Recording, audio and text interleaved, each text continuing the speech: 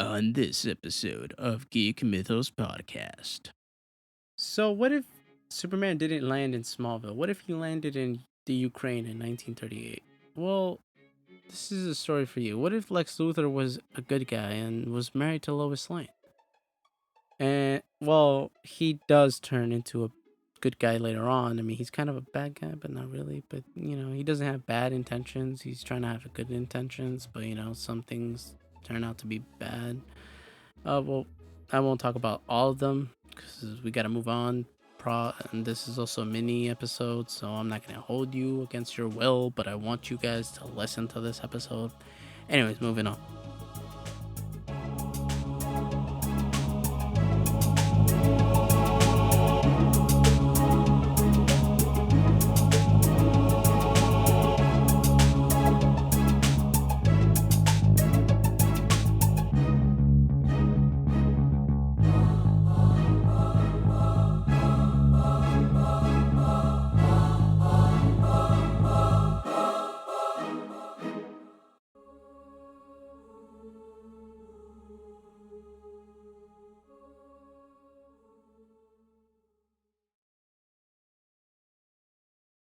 So Stanley said this the best, and I'm just gonna paraphrase. We hear the thoughts of these heroes, we read them, not like the movies, animated shows, or animated movies.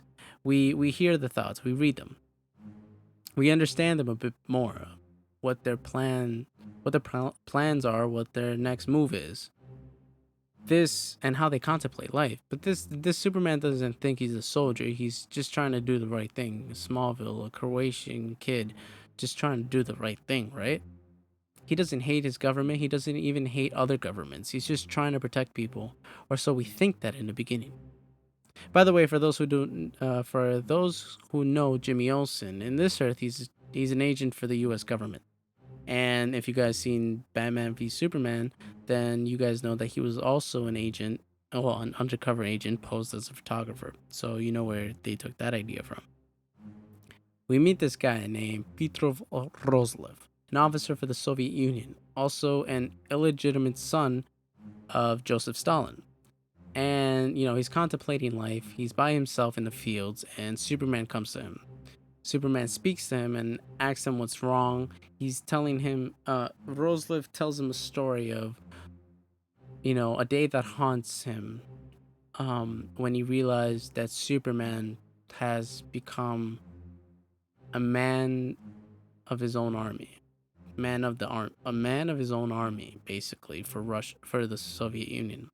He does that, Stalin doesn't need any more generals. Stalin doesn't even need an army, just needs Superman. And we realize, and so then he tells this story about this young man, and this young man witnessed his parents get shot by the government. His parents got shot by the government. Do you understand who I'm talking about here? We go back to the present, and Roslav contemplates on that day. He wants to shoot himself while he tries. And remember, kids, faster than a speeding bullet. Who stops that? Stalin passes away, and Lex Luthor creates Superman 2. Yeah, this is another attempt of Bizarro. Yes. Remember, guys, this is the Bizarro's first appearance was actually in 1958 in Superman issue comic Superboy issue comic number 68. And while this Superman 2 comes right after that, many things have been taken from that, obviously. And it's just another plot device of how powerful can Superman be. And this Superman 2 slash Bizarro fights Red Sun Superman. And every time Red Sun Superman punches Bizarro, he kind of like his body just basically not eradicates, but gives off this radiation, this gamma radiation, if you can say. um and kind of like everything that's affected by it kind of like goes off hazy. So while they were close fighting in the Pacific Ocean, um there was a submarine and three men were at the controls and they press a button and this missile goes to England and Red Sun Superman tries to stop it, but he's too late. And Bizarro comes and they start fighting again to realize that there's another missile going off, but this is a nuclear atomic bomb. An atomic bomb, basically. So Bizarro just looks at Red Sun, freezes him, and goes after the bomb, takes it off orbit, and just basically has an Iron Giant moment and sacrifices himself. The thing about this comic is that it just doesn't stop at one event. It just keeps going. So it goes years by years. So it just skips on because it's a whole big story. So the year is 1978.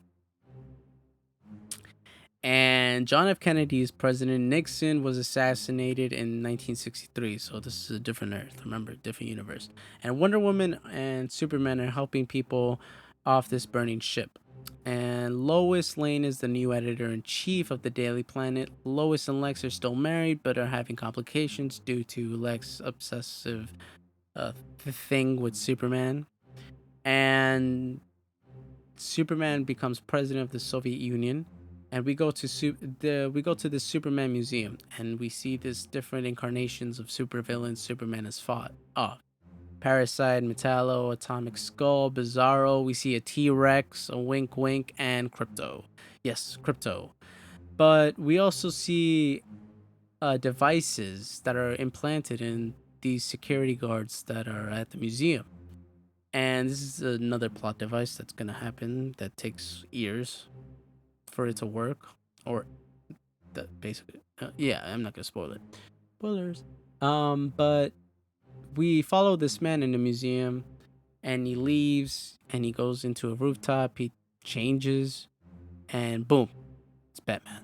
But this Batman isn't just the Batman you know. This is a Batman that's a terrorist, handles a terrorist organization, and moments later just blows up buildings all over the city that's basically run by the government. And this Batman has never been caught. Roslev runs the KGB, but Superman has been running the Soviet Union, right?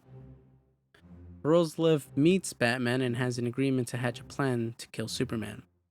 Batman agrees to kill him, but he also wants to kill Roslev later on because he kills his he was the guy that killed his parents. Now this Batman isn't the wealthy Batman that we know. He's more of an angry guy.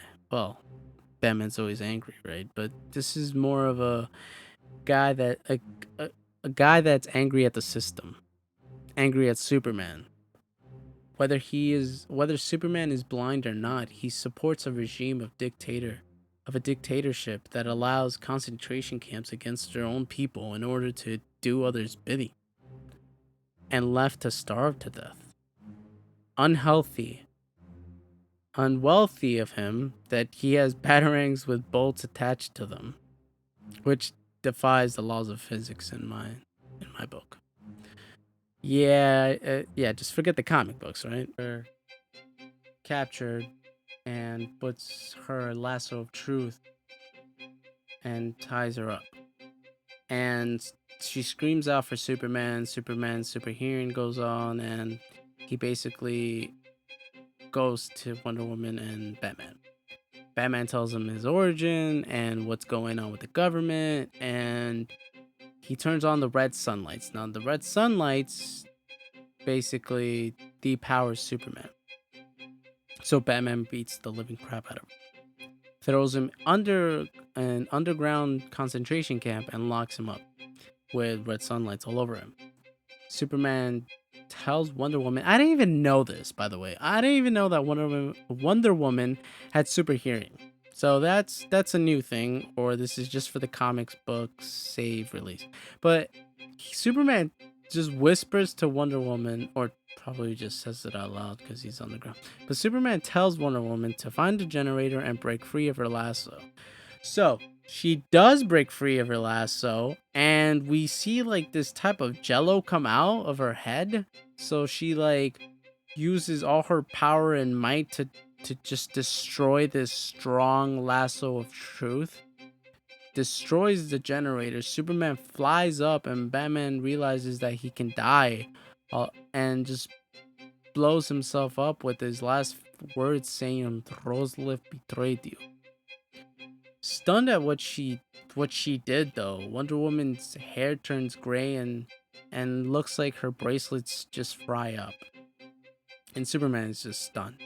Later on, in a few panels over, we see that the device is on Roslev's head, so we already know that he's already brainwashed, or yeah, basically manipulated. I have to add, I totally forgot to add this. I'm gonna forget a lot of things, but a few years or a few months before, Brainiac attacked the Earth, but then Superman defeated him and took the motherboard and his brain, basically, and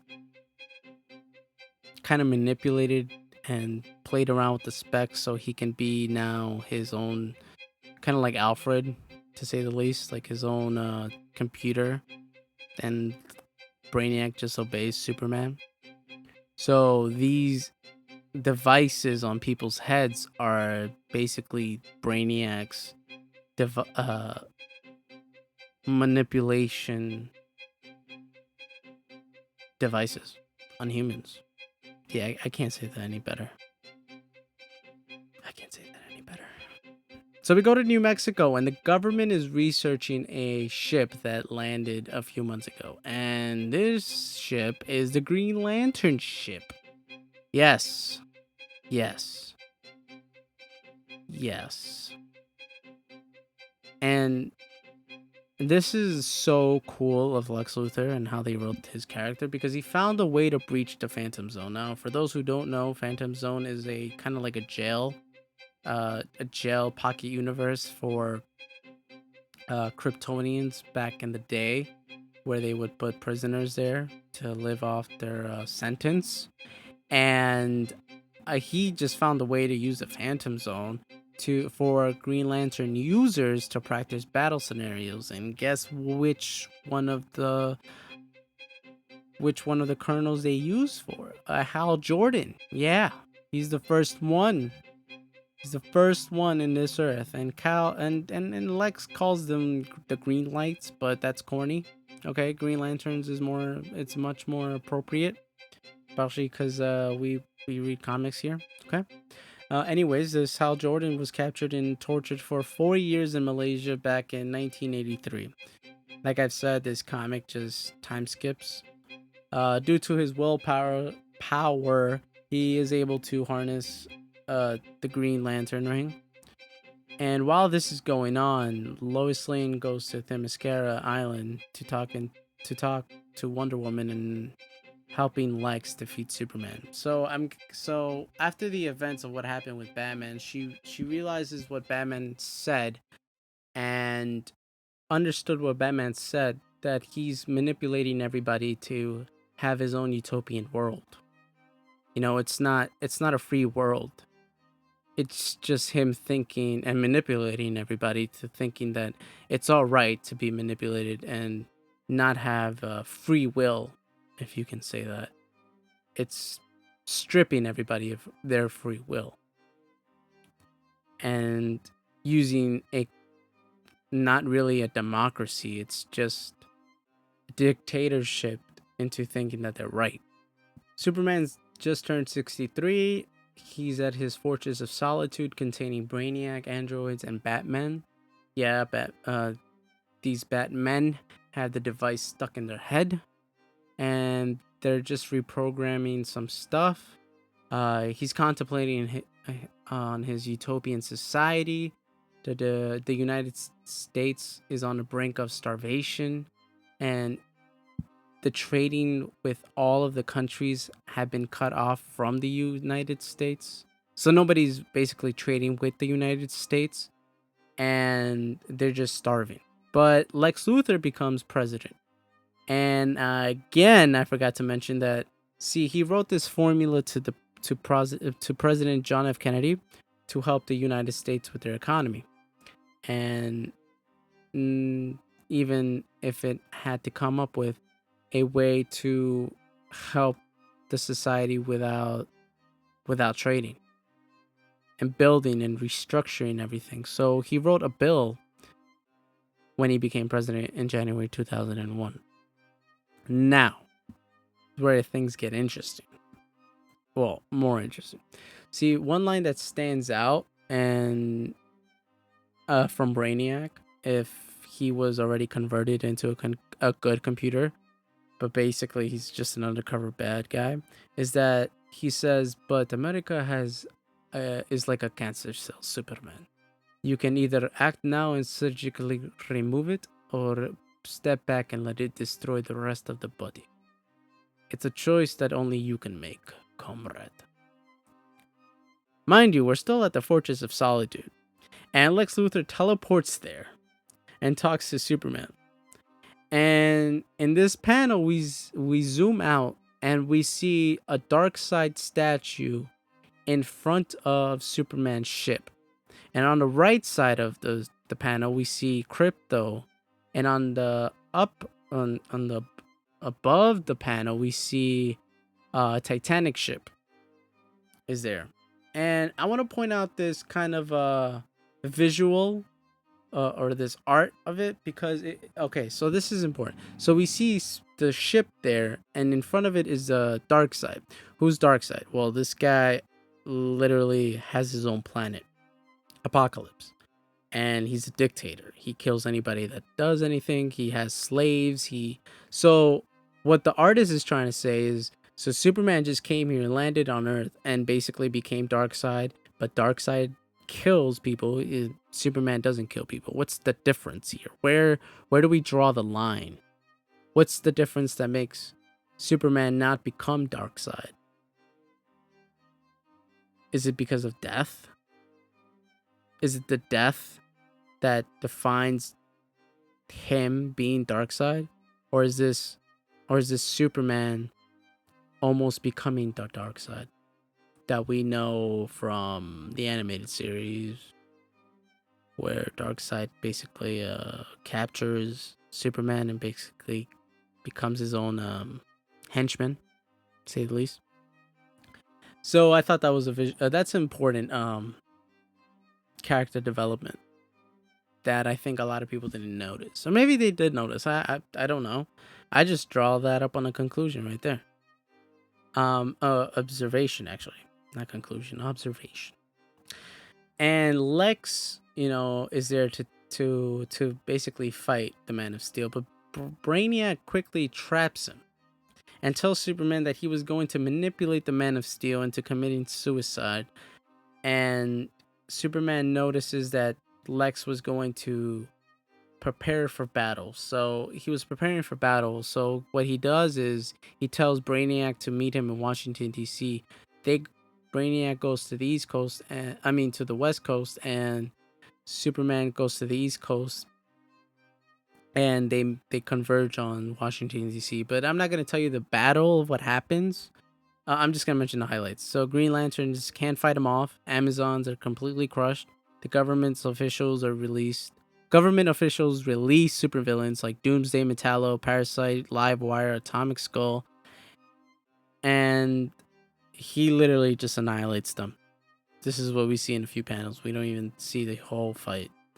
And Lois Lane. So he's at Washington D.C. and Lois Lane comes out of the White House, and she kind of like opens her chest, not like that, just opens like her jacket up and reveals that there's a letter on her vest or on her shirt, and this letter says, "Why don't you just put the whole world in a bottle, Superman?"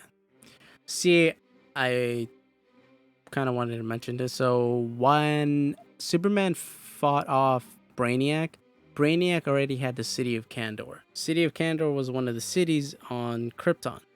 So this idea is that, well, what's the point of you? What's the difference between you and Brainiac? Is it the idea of controlling the whole world and you thinking you're a god?